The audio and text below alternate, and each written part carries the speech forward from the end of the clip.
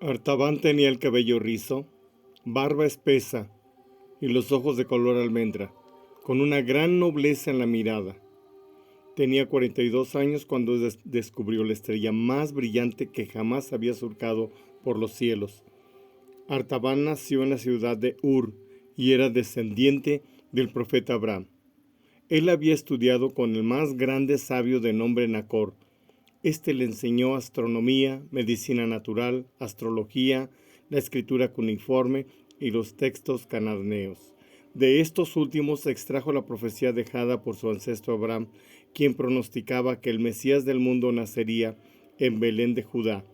Esa noche era un 11 de septiembre del año 3758 del calendario hebreo.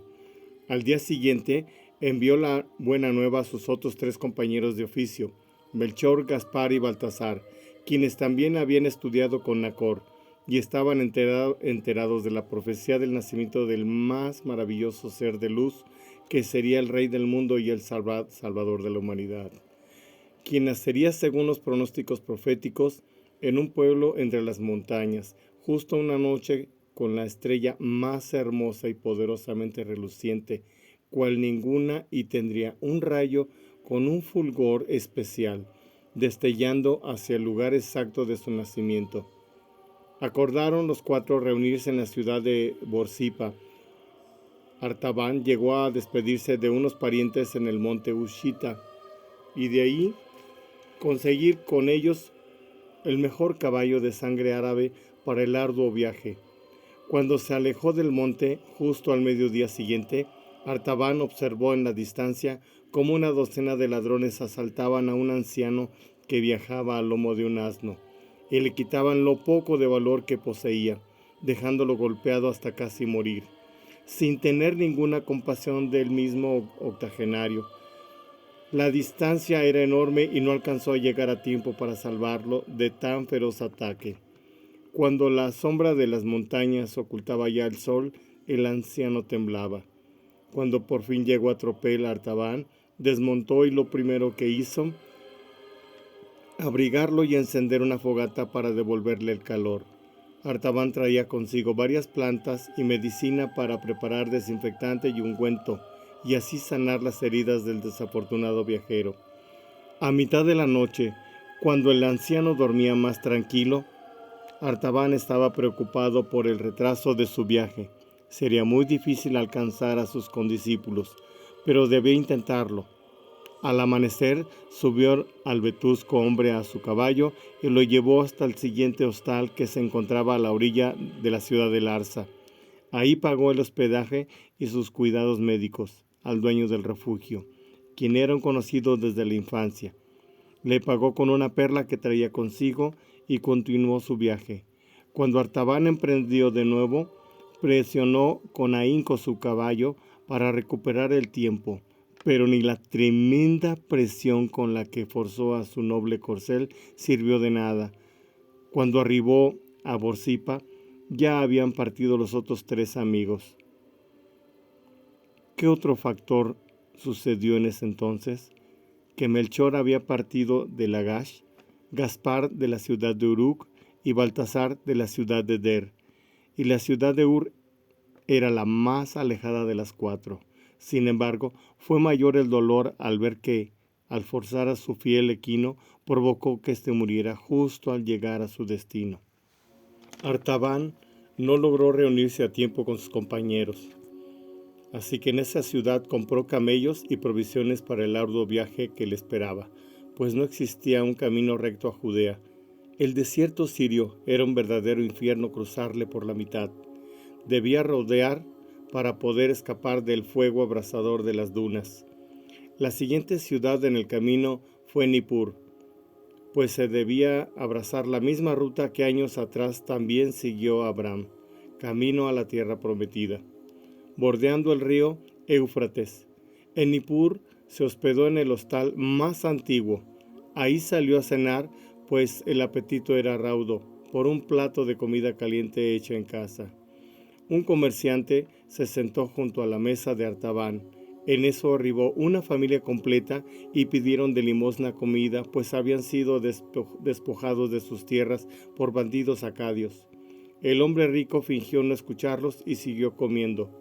Artaban le dio a la familia un zafiro y les dijo que cubrieran las comidas necesarias en lo que se establecían. Tanto esposa como esposo se inclinaron para besarle su mano.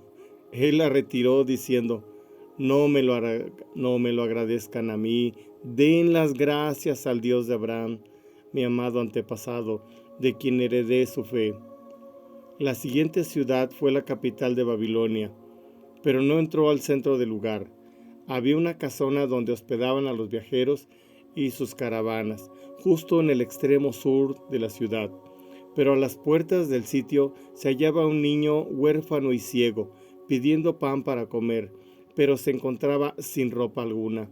Artaban conocía a la dueña del lugar y le entregó un jaspe a cambio de adoptarlo, vestirlo, alimentarlo y cuidarlo.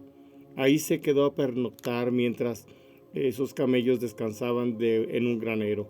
La siguiente parada fue la ciudad de Cuta, donde deseó visitar a un primo descendiente de Lot.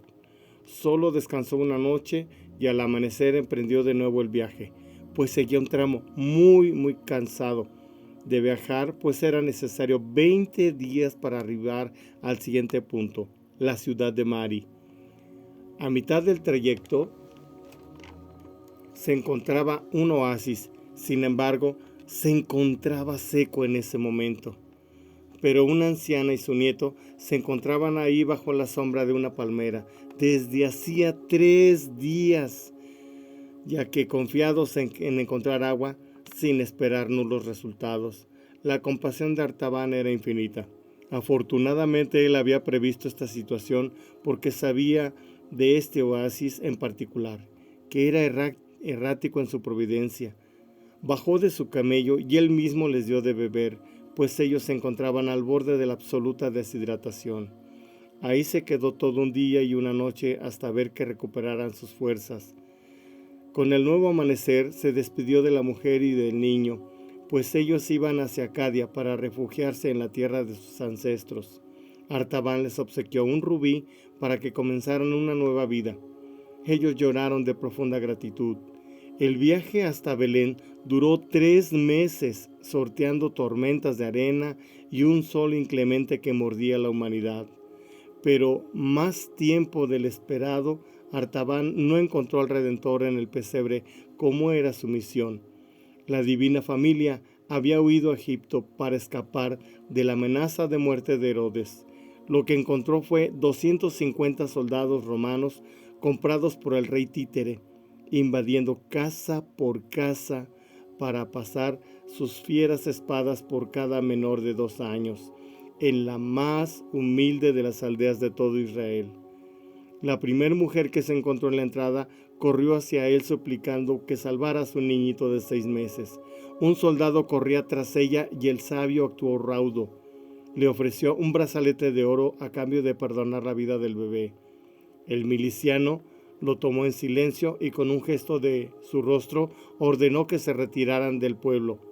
Sin embargo, cuando la mujer se perdió en la oscuridad, Artaban era más lento con sus 2 camellos, y un centurión vio el soborno a distancia y apresó al hombre versado.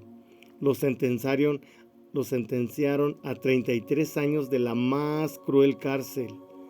Él había ocultado entre sus ropas y después enterrado en una esquina de su celda 2 últimas joyas. La primera, un lapislázuli que entregó al jefe de la prisión para liberar a un preso de Damasco que se había hecho su amigo justamente el mismo día que Artaban cumplía su condena.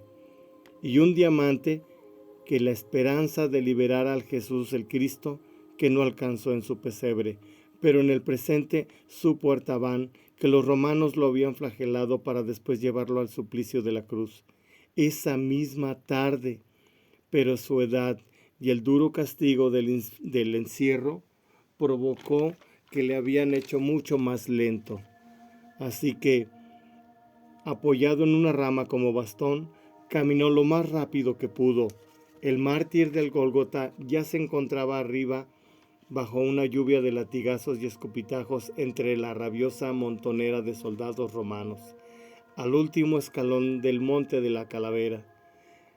El fuerte ruido de la gentuza gritando properios se escuchaba hasta la Puerta de los Leones, donde se encontraba Artaban, intentando avanzar entre 1000 ciudadanos morbosos que corrían para ver el triste espectáculo del Viernes de Dolores, cuando una joven se arrojó a sus pies, llorando entre lágrimas de profundo dolor.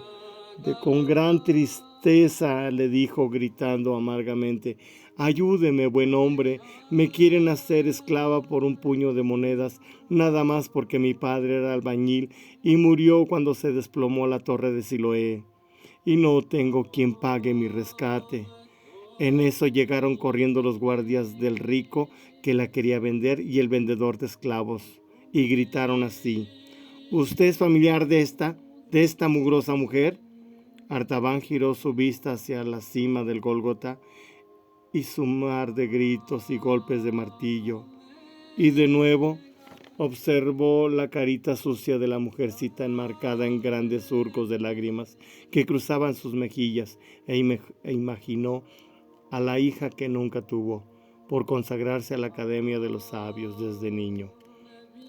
Sacó de un compartimiento entre sus ropas y entregó el diamante en las manos de la joven, con estas palabras, mientras también lloraba el hombre sabio, y dijo: Ofrécele tu libertad al Mesías que están por crucificar allá en la cima, pues con este diamante deseaba yo, este humilde hijo de Abraham, adquirir la libertad del sagrado hijo de David, que no alcancé a entregarle todas las ofrendas que traía para su pesebre, y ahora no lo hago ni en su cruz».